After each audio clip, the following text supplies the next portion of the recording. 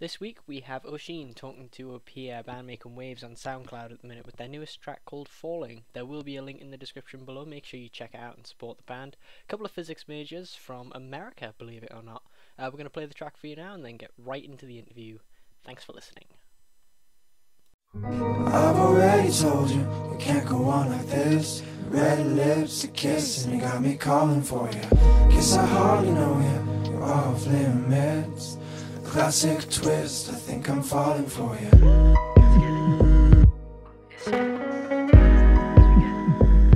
Think I'm falling for you.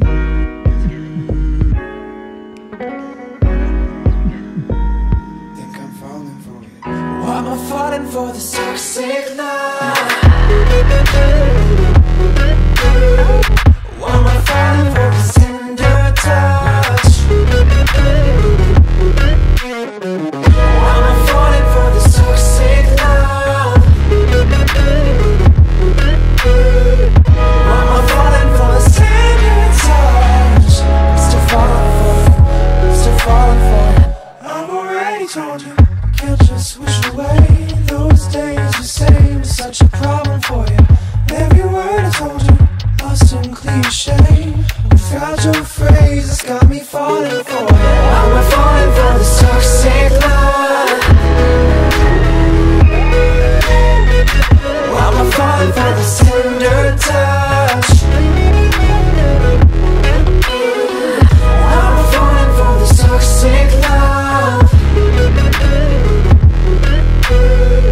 Why am I falling for this tender touch? I'm still falling for you, I'm still falling for you. God said, moving like an angel, pretend suspect, read me like a fable. I know, bad blood bleeding, but I'd lie if I tried to play like I ain't falling. God said, moving like an angel, pretend, read me like a fable. I know, bad blood bleeding, I'd lie if I tried to play like I ain't falling.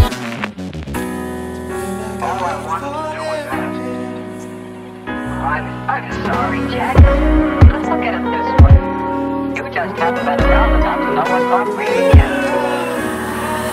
Oh, we're falling for this toxic love. Oh, we're falling for this tender touch. Oh, we're falling for this toxic love. Oh, we're falling for this tender touch. I've already told you, we can't go on like this. Red lips, a kiss, and you got me calling for you. Guess I hardly know you, you're off limits. Classic twist, I think I'm falling for you. You can tell them a little bit about some of your stuff. Yeah, so I did production. I've been doing production for about 3 years with a different group that's kind of a electronic vocal group called A Squared. It's like a live vocal ensemble that does sampling and manipulation, looping, that kind of stuff. But like through Ableton Live, we do like an Ableton Live rig. So that was like pretty freaking fun to do. I did it for 3 years. We did like a TV show thing and had like a lot of fun writing for it. And kind of got into sampling electronic music from that. But this, all that stuff was all vocal stuff, and we do vocal samples. And this was the first track I had done in a long time that had instruments on it, and that was like that was a big change when I went in the room. And actually, like we did a demo with Cole that was the demo that I sent him was like a kind of a vocal instrumentation. Yeah.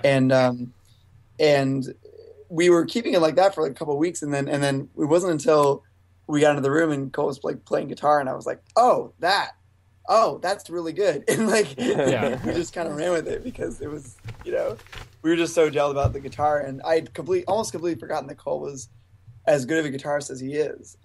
And he had brought us electric for the first time. And we spent like 3 hours just like noodling around and him just being like, do you like this riff? I'm like, yeah, I like all of them. yeah. I'm a bit like that with my friend, like, because he's just, some people can just, they're so good with instruments and that sort of thing.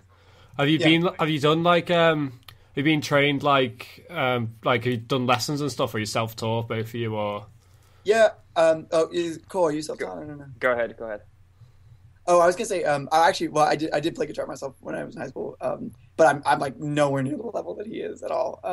Yeah, I was also self-taught. I self-taught as production too, which I think most people, are. Yeah, most today. people are kind of.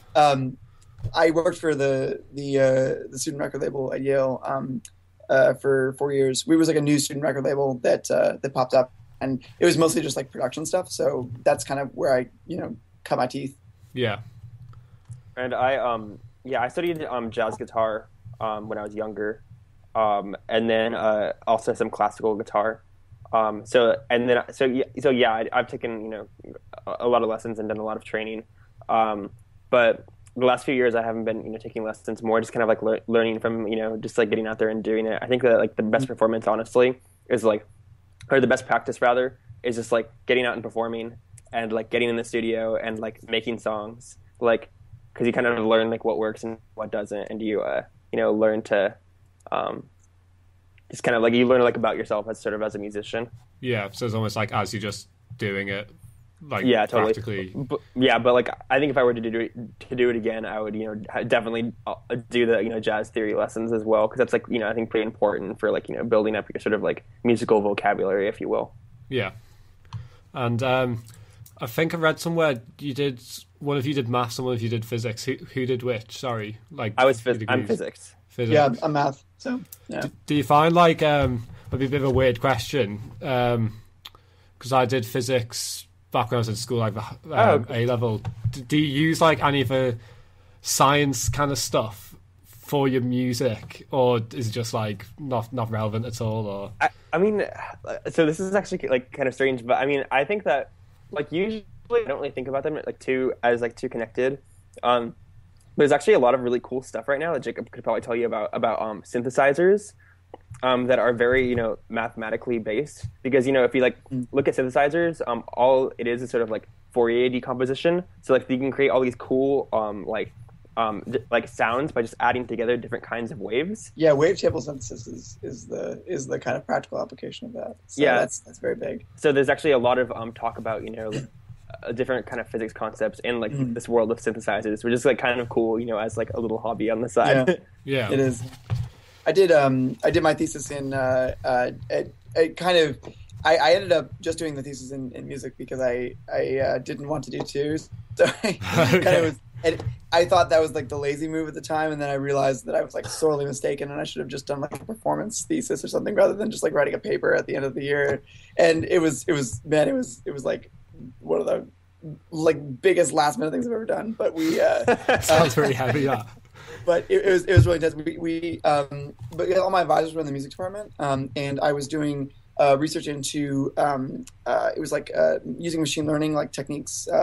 Like it's like stat stuff to learn on like timbre of songs, and then kind of like classify songs into different types of timbre and like find genre based on that. I had this kind of like this intuitive thought that like jazz sounds like jazz because of the instrumentation, but also because like of the timbre of the instruments themselves and like the way it's recorded.